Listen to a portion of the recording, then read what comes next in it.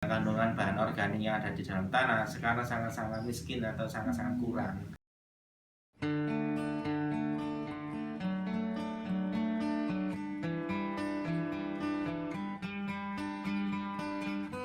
Nama saya Suhadi, pengurus kelompok Tani Kambangan, Dusun Gedang, Desa Motopuro.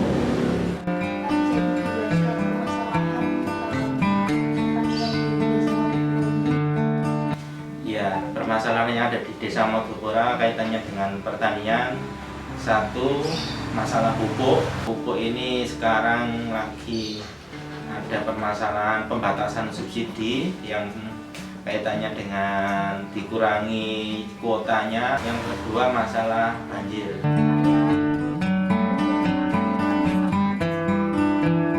Itu satu, kaitannya dengan pupuk. Itu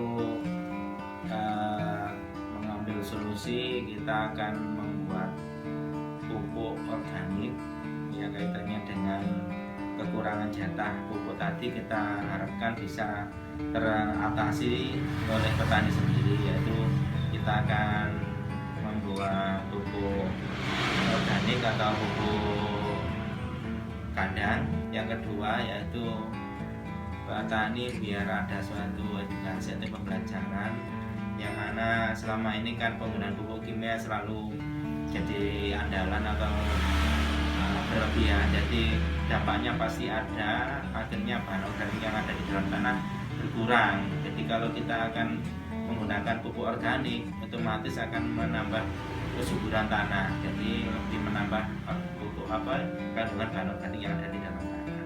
Kita akan bikin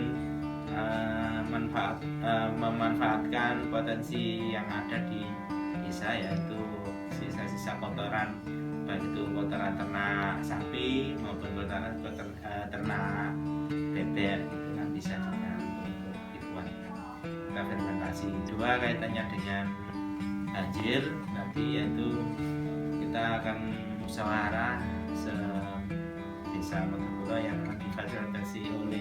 difasilitasi oleh Pak Desa dari pembuangan air, yang mana sebelumnya sudah ada saluran air yang mengarah ke Sungai Sadar. Jadi kita sudah diarahkan ke sana. Juga ada yang mengarah ke Dusun Bagong, Desa Kebondanu. Itu ada semacam saluran air lewat bawah sungai atau sipon namanya.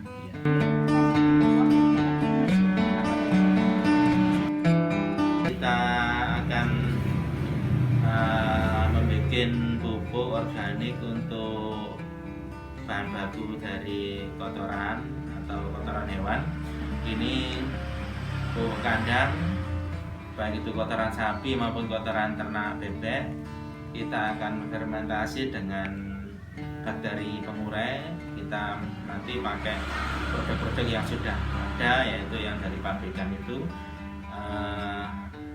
Kita pakai yang aerob, jadi yang nggak pakai tertutup, jadi terbuka. Jadi kita nanti lebih mudah untuk pembuatannya. Jadi kurang lebih fermentasi akan berlangsung selama, kalau pupuk kandang itu 3 minggu atau 21 hari. Itu kita bikin seperti itu, dan kandungannya yang paling utama yaitu N atau nitrogen. Ya.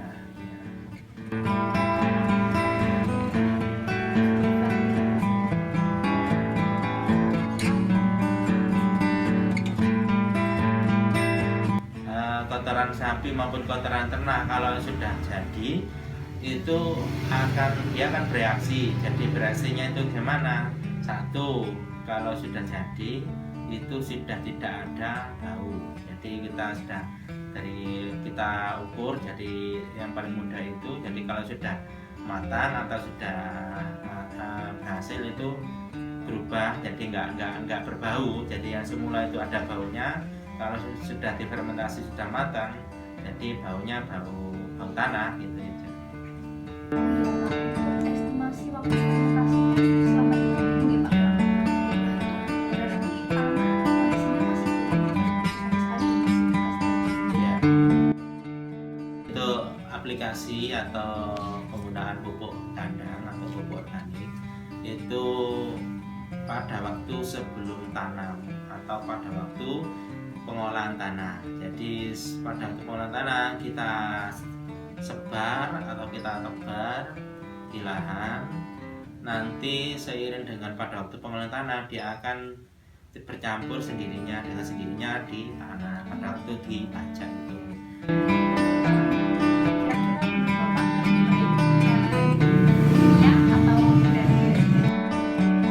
Kalau menurut saya ini saatnya memang betul kalau pemerintah menerapkan pengurangan subsidi atau jatah pupuk kimia. Soalnya apa, kandungan bahan organik yang ada di dalam tanah sekarang sangat-sangat miskin atau sangat-sangat kurang. Jadi kalau saya melihat atau saya sudah punya alat uji tanah itu, ini rata-rata 0,2 atau 2%. Jadi ya, yang harus miliki tanah atau yang standar itu harus 5%. Nanti 5% itu yang bahan organik yang ada di dalam tanah harus minimal 5. Nah, otomatis untuk mengangkat bahan organik yang ada di dalam tanah yang kurang ini harus menambahkan pupuk organik dan sejenisnya. Jadi pupuk organik maupun POC ya, pupuk organik cair maupun padat kan itu bisa kita pakai untuk biar menambah kesuburan tanah, intinya seperti itu.